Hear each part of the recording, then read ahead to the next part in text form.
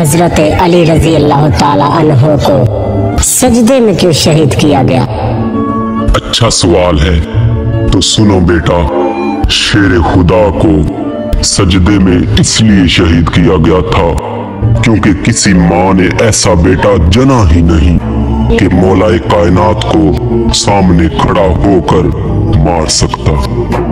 और मौलाए कायनात की पावर इतनी पावर थी कि उन्होंने खैबर का दरवाजा एक हाथ से उखाड़ फेंका।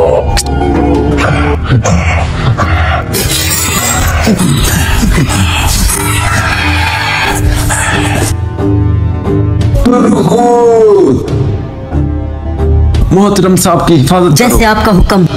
अर्तुगरुल साहब, अगर तबलीग मुकम्मल हो गई हो तो फिर शुरू करें।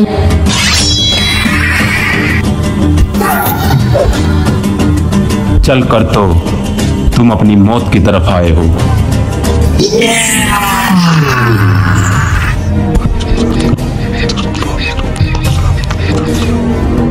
चलो सिपाहियों, अल्लाहु अकबर। सिपाहियों, हमला करो।